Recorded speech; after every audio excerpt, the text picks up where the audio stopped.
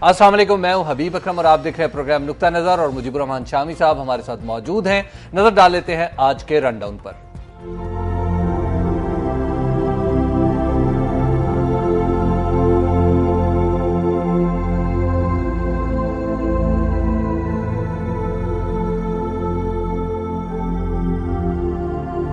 پاکستان کے پہلے وزیر اعظم لیاقت علی خان کا 61واں یوم شہادت۔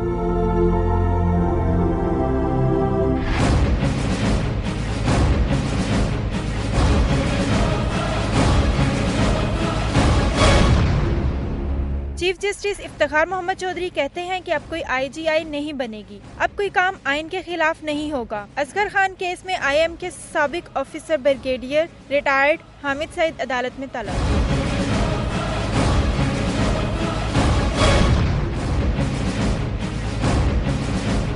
پیپلز پارٹی کے سابق ایم این اے زاہد اقبال مسلم لیگ نون میں شامل۔ چیچا وطنی کے ضمنی انتخاب میں پیپلز پارٹی نے زاہد اقبال کی جگہ فرید کاٹھیا کو ٹکٹ دے دیا۔ تحریک انصاف کے رہنما رائے حسن نواز آزاد حیثیت میں الیکشن لڑ رہے ہیں۔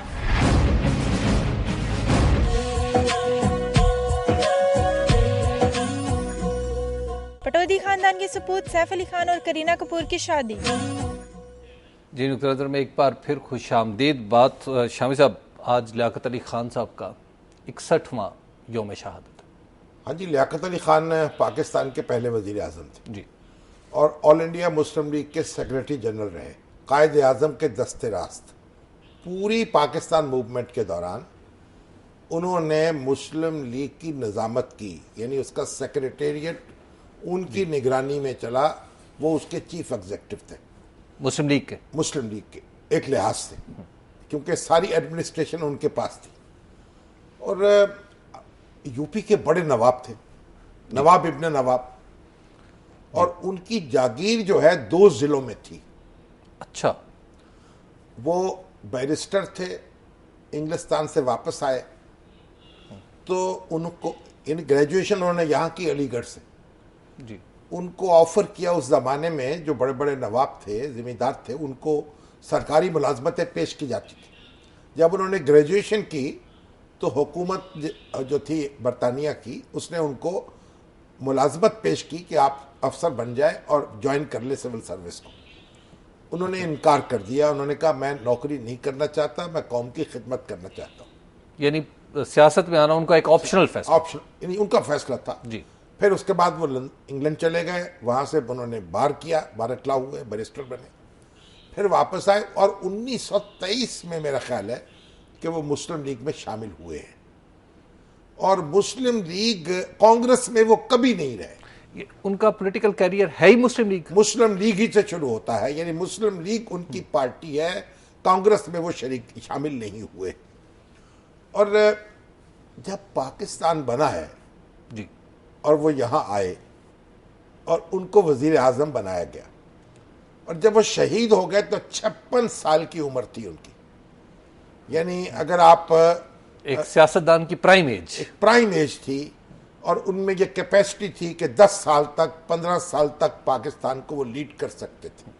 شام صاحب، جب اگر ہم لیاقت علی خان کو پٹ ان کمپیریزن ود نہرو، ایک ہی دن دونوں پرائم منسٹر بنتے ہیں، تو نہرو کو ہم دیکھتے ہیں کہ وہ ہولیر دین داؤ، لارجر دین لائف جو ہے ان کا امیج بنتا ہے، لیاقت علی خان کا وہ امیج نہیں بن پایا۔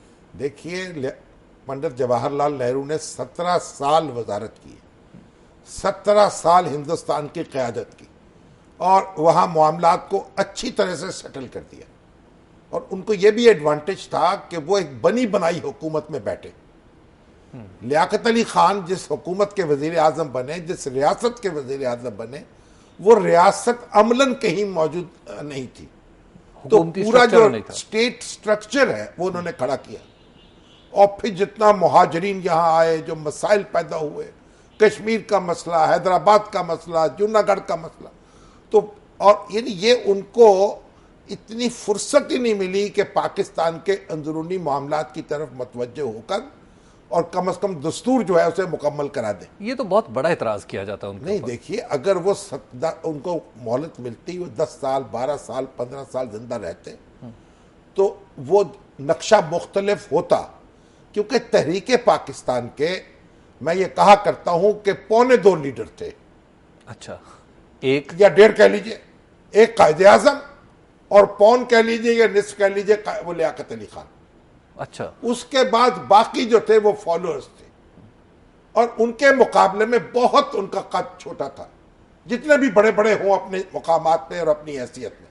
جی. تو لیاقت علی خان دیکھیے، نواب ابن نواب، اور پاکستان آئے، ہر چیز چھوڑ کے آئے. اور شامی صاحب یہ جو بات کی جاتی ہے کہ کراچی کو اپنا حلقہ بنانے کی کوششیں، ایک بات تو سن لینا، پر کراچی کا تو آپ پر بھاگ کے جا رہے ہیں، کراچی میں، کراچی بھی چلے جائیں گے. جی. دیکھیے لیاقت علی خان نے پاکستان سے کچھ نہیں لیا، اپنی لاکھوں کی جائیداد قربان کی. اور ابھی تو ہم لیڈروں کی بات کرتے ہیں نا کہ ان کے ایسٹس جمع کرو، ان پہ مقدمے چلتے ہیں، ان کے گوشوارے لاؤ. ابھی بھی ارکان اسمبلی ہیں جو نے گوشوارے داخل لی ہوئی ہے، اور الیکشن کمیشن نے ان کی ممبرشپ جو ہے سسپینڈ کر دی. اور کسی کہتے ہیں سوئس اکاؤنٹس میں پیسے رکھے ہوئے ہیں، کوئی کہتے ہیں انگلینڈ میں رکھے ہوئے ہیں، کوئی اسپین میں رکھے ہوئے ہیں، کوئی کہیں جدے میں رکھے ہوئے. مطلب ایک ہنگامہ مچا ہوا ہے کہ ہمارے لیڈر جو ہیں ان کے پیسے پتہ نہیں کہاں ہیں اور کتنے ہیں.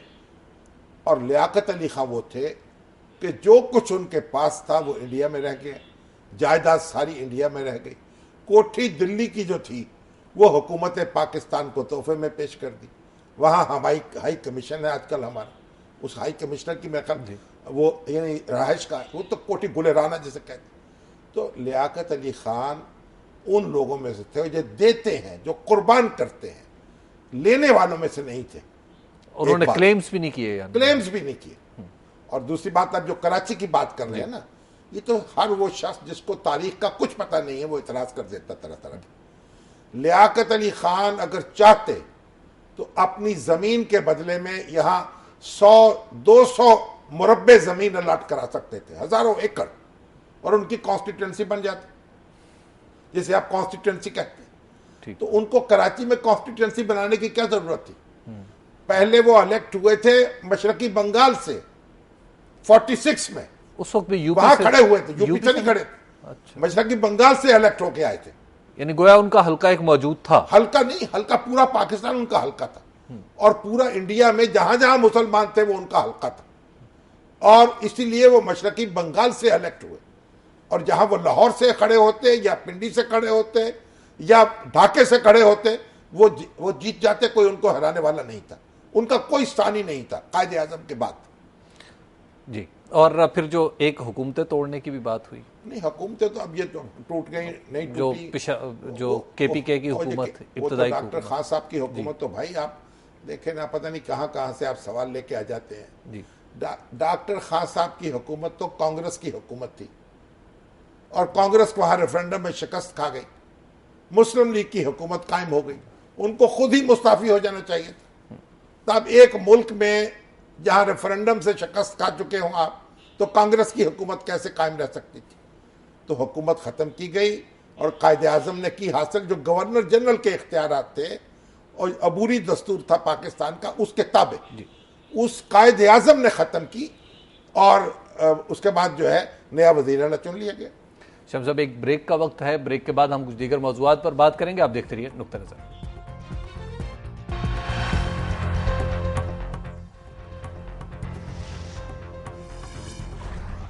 نقطہ نظر میں ایک بار پھر خوش آمدید. بریک پر جانے سے پہلے شامی صاحب ہمیں بتا رہے تھے لیاقت علی خان کے بارے میں، جو پاکستان کے پہلے پرائم منسٹر تھے. شامی صاحب کیا ہم نے لیاقت علی خان صاحب کو وہ مقام دیا جس کے وہ مستحق تھے، جیسا نہرو کو اگین جیسے انڈیا میں دیا گیا، ہم نے وہ مقام دیا تاریخ میں؟ میرا خیال ہے کہ ان کے ساتھ ناانصافی ہوئی. اچھا. دیکھیں، محترمہ بے نظیر بھٹو بڑی قابل احترام ہے. جب ان کا یوم شہادت آتا ہے تو کس ٹھاٹ پاٹ سے منایا جاتا ہے. ٹھیک. اور لیاقت علی خان جو پاکستان کے پہلے وزیر اعظم، وہ بھی شہید ہوئے اسی جگہ، اسی لیاقت باغ میں. اس کا نام لیاقت باغ اسی کی وجہ سے ہوا نا، کبھی شہید ہوئے، وہ گولی ماری گئی ان کو، اور یوں سمجھے پاکستانی سیاست کو گولی مار دی گئی. اچھا. پورا تہو بالا ہو گیا ہمارا سارا سٹرکچر جو تھا. لیاقت علی خان جو ہیں، آج ان کی برسی تھی، کوئی وزیر اعظم کا بیان آیا، کوئی صدر کا بیان آیا، کسی سرکاری ادارے نے کوئی اشتہار دیا، کوئی سپلیمنٹ نکالا، اور تو اور جو مسلم لیگ کی حکومت ہے پنجاب میں، ان کو بھی یاد نہیں رہا کہ لیاقت علی خان جو تھے وہ اس کے سیکرٹری جنرل تھے اس پارٹی کے، اور یہ نسبت جوڑتے ہیں اپنی آل انڈیا مسلم لیگ سے، پی ایم ایل کیو کو بھی یاد نہیں رہا، اور پاکستان مسلم لیگ کے تو سربراہ تھے، اور پی ایم ایل کیو کو بھی یاد نہیں رہا، تو ان کو شرم آنی چاہیے کہ مسلم لیگیں کہلاتی ہیں۔ جو لوگ اپنے تاریخ کو یاد نہیں رکھتے، مستقبل ان کو فراموش کر دیتا ہے۔ اور دیکھیں لیاقت علی خان جو ہیں، پہلے بھی میں نے یہ ذکر کیا، ان کی وفات کے بعد ان کی بیگم کا اور بچوں کا 5,000 روپے کا مہینہ وظیفہ مقرر کیا گیا، اور پھر بعد میں ان کی بیگم کو ہالینڈ میں سفیر مقرر کیا گیا۔ ان کے پاس رہنے کا مکان نہیں تھا ذاتی، اور ان کے پاس ایک سکھ آیا بڑا ذمہ دار لائل پور کا، جسے ہم فیصلہ آباد کہتے ہیں، کہ آپ اپنی زمین مجھے دے دیجئے اور میری زمین خود لے لیجئے، اور یہ تبادلہ اس وقت اس کی اجازت تھی۔ لیاقت علی خان نے کہا جب تک ایک مہاجر بھی سیٹل نہیں ہوتا باقی رہے گا، لیاقت علی خان کوئی سیٹلمنٹ نہیں کرے گا۔ اتنے ہائی مورل گراؤنڈ پہ۔ ہاں جی، یہ وہ لوگ ہیں جو اولیاء اللہ کے جو قصے ہم بیان کرتے ان میں سے تھے، ہمارے جو اسلاف تھے۔ پیسے کی کوئی اہمیت نہیں تھی، ایک قومی مقصد تھا، اس کے لیے زندگی وقف کر دی۔ اور ہمیں تو ان کا نام لیتے ہوئے بھی میں سمجھتا ہوں ہمیں زیب نہیں دیتا شاید، اس لیے ہمارے منہ سے نکلتا ہی نہیں۔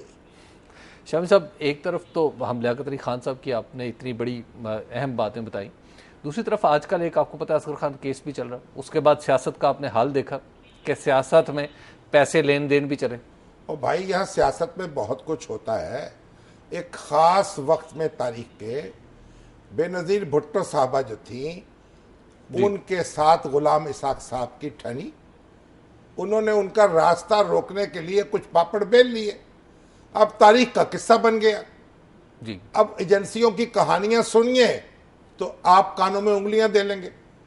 اب وہ مقدمہ جو اسد دورانی صاحب جو ڈائریکٹر تھے آئی ایس آئی کے، انہوں نے عدالت میں جا کے یہ بیان دے دیا، اب تو اعتراف کر لیا اپنے حلف کی خلاف ورزی کی انہوں نے، جی، رازداری کی کر دیا۔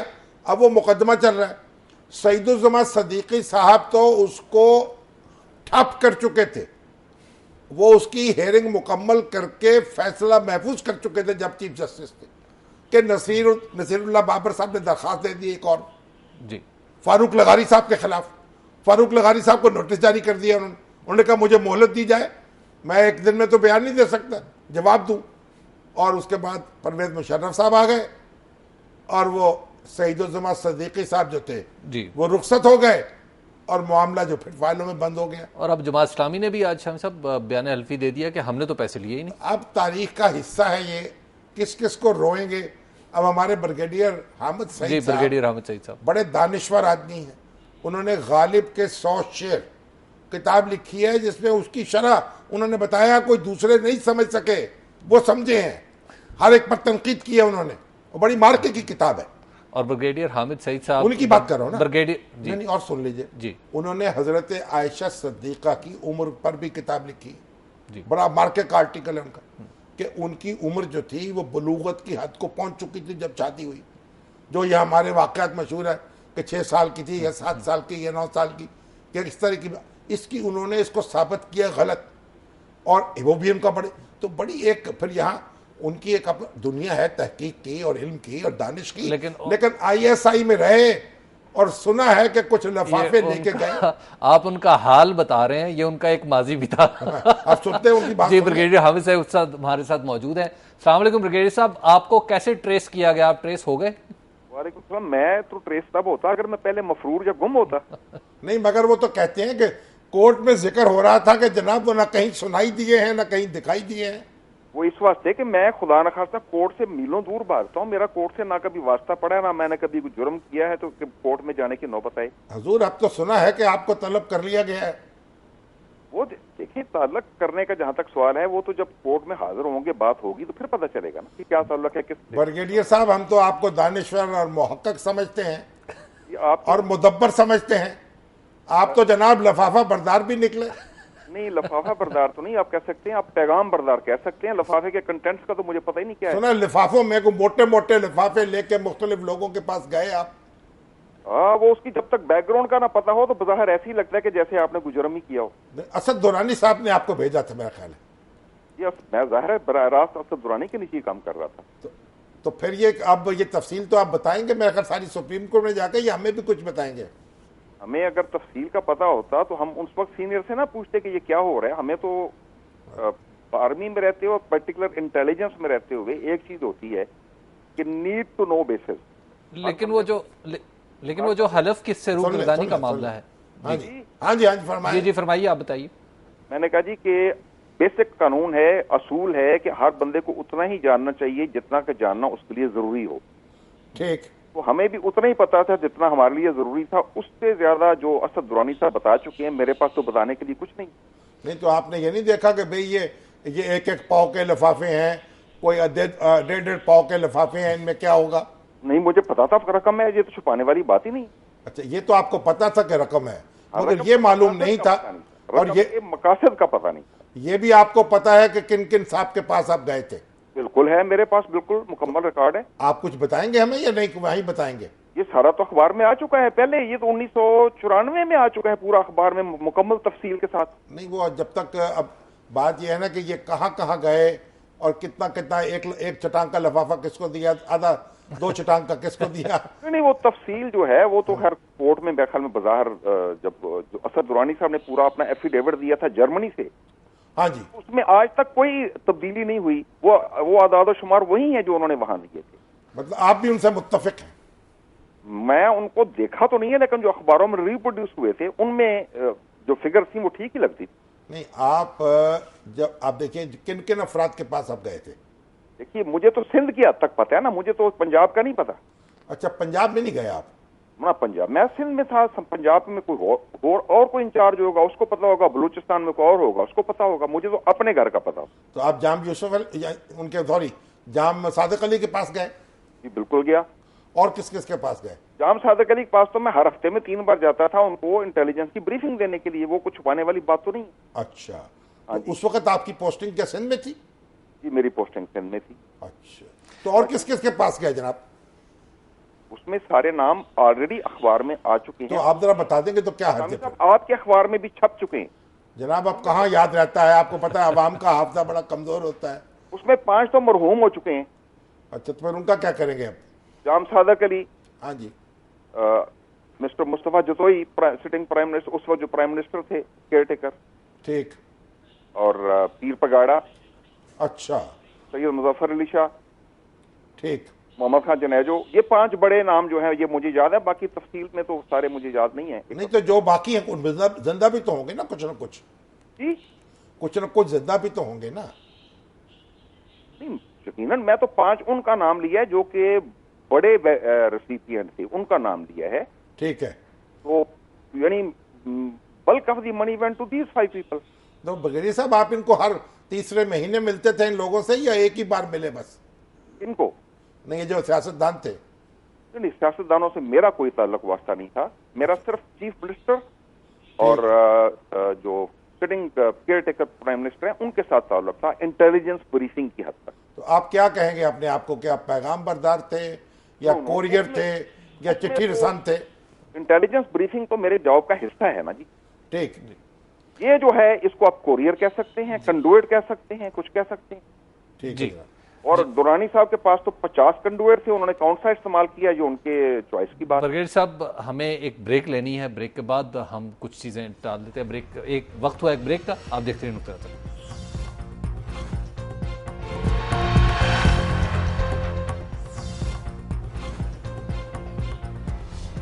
جی نقطہ نظر میں ایک بار پھر خوش آمدید. آپ نے بریک سے پہلے سنی بریگیڈیئر حامد سعید صاحب کی گفتگو. شاہم صاحب 5 کریکٹر تو وہ کہہ رہے ہیں فوت ہو چکے ہیں, اب پیسوں کا پتہ نہیں حساب کتاب نکلے گا کہاں سے آئے گا. چلیے اب یہ تو سپریم کورٹ جانے اور وہ جانے اور ہمارے جو جنرل اسد درانی جانے, اب ہمارا دخل تو اس میں کچھ ہے نہیں. شاہم صاحب, زاہد اقبال صاحب جو اس وقت الیکشن لڑ رہے, بڑا دلچسپ قصہ ہوا کہ پیپلز پارٹی سے نکل کے نون لیگ میں چلے جانا, چیچا وطنی میں جو الیکشن لڑ رہے ہیں, یہ بڑی بات نہیں؟ دیکھیے بڑی دلچسپ بات ہے. زاہد اقبال صاحب جو ہیں ان کے پاس ڈوئل نیشنلٹی تھی، برطانیہ کے بھی شہری، پاکستان کے بھی شہری، اور وہ ایم این اے رہے، پیپلز پارٹی کے ٹکٹ پر منتخب ہوئے 2008 میں، ٹھیک ہے، اور اس کے بعد انہوں نے 4 سال تک، سب سے زیادہ عرصے تک جی، اطمینان کے ساتھ اپنی جناب پاکستانی عوام کی نمائندگی فرمائی۔ اب سپریم کورٹ نے جن لوگوں کے خلاف فیصلہ دیا ہے اور ان کی رکنیت ختم ہوئی ہے دوہری شہریت کی بنیاد پر، ان میں وہ شامل ہیں۔ درست، لیکن رحمان ملک صاحب جو ہیں وہ بھی زد میں آئے ہیں، بالکل آئے، اور سپریم کورٹ کے یہ ریمارکس تھے کہ یہ صادق اور امین نہیں رہے، بالکل رحمان ملک صاحب کیونکہ انہوں نے جب نامینیشن پیپرز فائل کیے تو یہ ڈکلیئر نہیں کیا کہ وہ دوہری شہریت رکھتے ہیں، حقائق چھپایا اس حقیقت کو۔ یعنی رحمان ملک صاحب کے حوالے سے یہ جناب سپریم کورٹ نے ارشاد فرمایا۔ ٹھیک ہے، اب یہ جو زاہد اقبال ہے یہ پیپلز پارٹی کے ٹکٹ پر ایم این اے تھے، بالکل 1 کروڑ روپے سے زیادہ رقم واجب الادا ہے ان کی طرف، اور صادق و امین بھی نہیں ہے۔ سپریم کورٹ نے وہ بھی نہیں ہے، لیکن سپریم کورٹ نے یہ کہا تھا کہ ان سے پیسے بھی واپس لیے جائیں، اچھا، جو کچھ انہوں نے وصول کیا ہے ٹھیک ہے، ڈوئل نیشنلٹی والوں نے، سارے الاؤنسز، سارے جناب اخراجات، کوئی میڈیکل کوئی نان میڈیکل جو لیے، اب ان کو نوٹس بھی جاری ہو چکا ہے الیکشن کا بھی، لائیے پیسے نکالیے۔ اور وہ زاہد اقبال صاحب جو ہیں وہ پیپلز پارٹی سے ٹکٹ لے کے ضمنی انتخاب میں پھر آ گئے میدان میں، ٹھیک ہے، اور انہوں نے اپنی کنوینسنگ شروع کر دی۔ اور جو ہماری مسلم لیگ ہے، یعنی اوریجنلی ٹکٹ پیپلز پارٹی کا لیا تھا؟ ہاں مسلم لیگ جو ہے اس کے جو وہاں کینڈیڈیٹ تھے، ارشد جٹ صاحب جو ان کے جہاں صوبائی اسمبلی کے ممبر ہیں، ان کے بھائی تھے، ان کا پتہ نہیں کیا نام ہے، توفیل جٹ میں خیر شاید توفیل جٹ نام ہے، وہ مسلم لیگ نون کے ٹکٹ ہولڈر ہو گئے۔ اور رائے حسن نواز جو ہے وہ پی ٹی آئی سے تعلق ہے ان کا، وہاں کے بڑے معروف سیاسی گھرانے سے ان کا تعلق ہے، اور بڑے مضبوط کینڈیڈیٹ ہے وہ بھی، وہ پی ٹی آئی میں شامل ہوئے۔ اب پی ٹی آئی تو الیکشن لڑ نہیں رہی پارٹی کے طور پر، انہوں نے کہا جی میں اپنی حیثیت میں لڑوں گا آزادانہ، وہ جیسے ملتان میں ہوا تھا، انہوں نے کہا شوق پورا کر لیں۔ اب وہ آزاد امیدوار کے طور پر کھڑے۔ پیپلز پارٹی کے ٹکٹ پر کمپین شروع کی انہوں نے، اور پھر اچانک نامینیشن پیپرز جب واپس لینے کا وقت ختم ہو چکا تو یہ مسلم لیگ نون میں شامل ہو گئے۔ واہ، مسلم لیگ نون نے توفیل جٹ صاحب جو ہیں ان سے ٹکٹ واپس لیا اور ان کی خدمت میں پیش کر دیا، وہ جو لانڈری گویا یہاں پہ بھی کھلی ہوئی ہے، ٹھیک ہے نا، وہ ٹکٹ ان کے پاس آ گئے۔ جی، اب ان کے اوپر یہ اعتراض ہوا ریٹرننگ افسر کے سامنے کہ جناب یہ تو صادق اور امین نہیں ہیں، اس لیے امیدوار نہیں ہو سکتے۔ جناب چیف جسٹس صاحب کے الفاظ دہرائے گئے، لیکن ریٹرننگ افسر صاحب نے سنی انسنی کر دی، نامینیشن پیپر قبول کر لیے۔ واہ، اب یہ معلوم ہوا ہے کہ اب ملتان ہائی کورٹ کے اندر جو ایک یہ ٹریبونل قائم ہوا الیکشن کا، الیکشن ٹریبونل ایک جج صاحب پر مشتمل، اب وہاں درخواست ڈالی گئی ہے اور وہاں فیصلہ ہوگا۔ اچھا شامی صاحب، اگر یہ فرض کریں منتخب ہو جاتے ہیں اس کے بعد بھی ان کے اوپر کچھ اس طرح کا اعتراض آ سکتا نہیں، اگر آپ صادق اور امین نہیں رہے سپریم کورٹ کے فیصلے کے مطابق، نہیں ریمارکس کے ہے مطابق، ریمارکس کے مطابق؟ بہرحال یہ تو اب سپریم کورٹ کا اس کا معاملہ ہے اور ہائی کورٹ کا۔ اب یہ زاہد اقبال صاحب جو ہیں بذریعہ مسلم لیگ نون قوم کی نمائندگی فرمائیں گے، اور ہماری بڑی پیاری پارٹی مسلم لیگ نون جس کا مجھے بڑا احترام ہے، اور جی ہاں میاں نواز شریف صاحب اور میاں شہباز شریف صاحب اور ہمارے دوسرے دوست احباب، وہ بڑے ہائی مورل گراؤنڈ کی بات کرتے ہیں۔ اب یہ سوال ان کو بھی پوچھا جانا چاہیے اور ان کو بھی اس کا جواب دینا چاہیے کہ انہوں نے کیا سمجھ کر یہ فیصلہ کیا ہے۔ ہو سکتا ہے پی ٹی آئی کا مقابلہ کرنے کے لیے پی ٹی آئی تو ہے ہی نہیں نا میدان، لیکن وہ حسن صاحب ہیں انڈیپینڈنٹ ہے نا حسن صاحب جی. کیا پی ٹی آئی کا مقابلہ کرنے کے لیے ان کو اس طرح کی کارروائی کی ضرورت ہے؟ یہ تو ان کی مرضی بھائی، جس کو چاہے وہ ٹکٹ دیں. زاہد اقبال صاحب سے مجھے کوئی پرسنل مخاصمت نہیں ہے، خدا نخواستہ، میرے ساتھ ان کے بڑے اچھے مراسم ہیں، لیکن فیکٹس تو اسی طرح. لیکن میں تو حقیقت کی بات کر رہا ہوں. آپ وہ خود ہی غور کر لیں اپنی اداؤں پر، صادق اور امین ہے یا نہیں ہے، جو کچھ بھی ہے. شامی صاحب، شادیوں کا آج کل بڑا سیزن ہے اور انڈیا میں بہت بڑی شادی ہو رہی ہے کرینہ کپور کی، سیف علی خان کی، اور وہ شادی اب تو انٹرنیشنل میڈیا پہ آ رہی ہے، پاکستانی میڈیا پہ بھی بڑی اچھی طرح کور ہو بھائی رہی ہے. سیف علی خان جو ہے نا جی وہ تو ماشاءاللہ آپ کو پتا ہے ہیرو ہے بڑے زبردست، اور پٹودی خاندان جو ہے نوابوں کا، مجھے اس یہ کے بھی چشمے پتا چراغ ہے. مجھے یہ بھی پتا کہ کرینہ بہت زبردست ہیروئن ہے. ہاں آپ کو تو یہی پتا ہونا چاہیے، کیونکہ کوئی بات تو کرینے سے کرے نا آپ. دیکھیے کرینہ کپور جو ہے، اب یہ خبر آ رہی ہے کہ شادی تو ہو رہی ہے، بھئی اسلام قبول کر لیا انہوں نے کہ نہیں، اب اس پہ بحث جاری ہے. کوئی کہتا کر لیا، کوئی کہتا نہیں کیا. تو بھئی بات یہ ہے کہ وہ کرینہ کپور نے کہا ہے کہ ہم 5 سال سے اکٹھے رہ رہے ہیں. اچھا، تو جب اسلام نے وہاں کوئی دخل اندازی نہیں کی تو اب اسے تکلیف دینے کی کیا ضرورت ہے. لیکن بہرحال جی یہ جو ہندو مسلمان شادیاں ہیں ہوتی بڑی دلچسپ ہیں. اچھا، جو میں آپ کو یاد دلاؤں گا کہ سب کانٹیننٹ پہ یہ 20ویں صدی کی پہلی 3 دہائیوں کی بات ہے، تیسرے عشرے کی بات ہے کہ شاید اس وقت جو پنڈت جواہر لال نہرو کی بہن تھیں وجے لکشمی پنڈت، وجے لکشمی، اچھا، وہ بھی بڑی فریڈم فائٹر تھی، 3 دفعہ جیل گئی، گاندھی جی کی پیروکار. اور گاندھی جی کے پیروکار ایک اور بھی تھے، حسین سید حسین، وہ بڑے مارکے کے آدمی تھے، وہ بھی پڑھے لکھے، جناب کلکتہ کے رہنے والے، پھر انگلینڈ میں بھی گئے اور پھر بمبئی کرانیکل کے ایڈیٹر ہوئے، دھواں دار لکھنے والے، قادر الکلام، اور ایسے دانشور. اب وہ دونوں میں جناب محبت شروع ہو گئی. اچھا، محبت ہوئی اور پوری دنیا میں چرچے ہو گئے. تو گاندھی جی نے پھر مداخلت کی اور شادی نہیں ہونے دی. اچھا، وہ شادی بڑی، یعنی ہندو مسلمان جو تھی شادی نہیں ہو پائی، اور کئی شادیاں ہوئیں. پھر ہمارے ڈاکٹر خان صاحب تھے نا، جی جی، ڈاکٹر عبد الغفار خان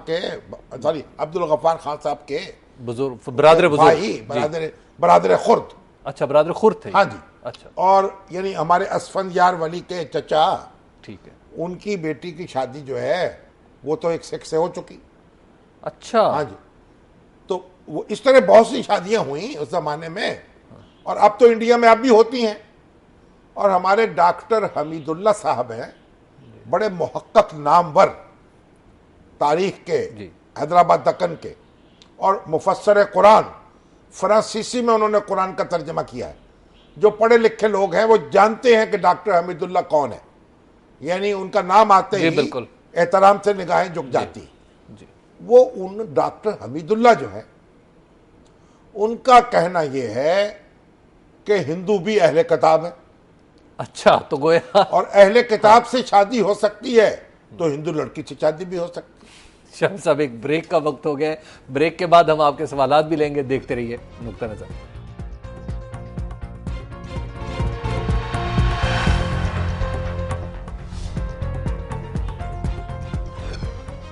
نقطہ نظر میں ایک بار پھر خوش آمدید. سیف اور کرینہ کی شادی کے حوالے سے شام صاحب بات ہو رہی تھی، ادھر شادیاں ہو رہی ہیں، ادھر بیچاری میرا جو ہے اداکارہ، اس کے $10,000 کوئی نکال کے لے گئے.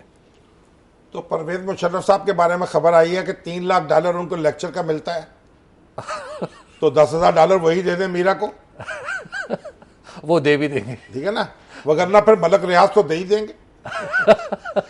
اب مبشر لقمان صاحب کو انہوں نے کل بلایا ہوا تھا اپنے پروگرام میں، جی، تو میرا خیال ہے کہ سب کچھ مل ملا کے کوئی اینکرز وغیرہ ان کی مدد کریں. اب تو وہ اینکر بہن ہے، اب تو اینکر بن چکی ہیں، وہ ایک ٹی وی پر شو کر رہی ہیں، تو ان کے $10,000 اور کوئی نہیں دیتا تو پھر وہی دے دے جو سب کو دیتا ہے.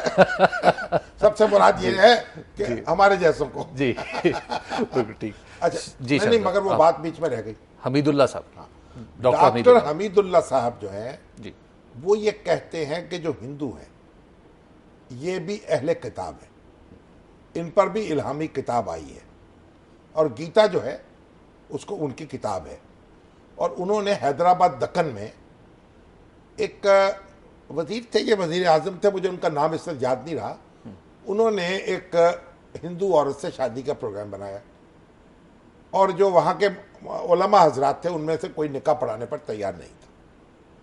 اچھا، انگریزوں کے زمانے میں شادیاں ہوتی تھی ہندو مسلمان کی، لیکن وہ سول میرج ہوتی تھی، کورٹ میں جا کے شادی کر سکتے تھے، قانونی شادی تھی۔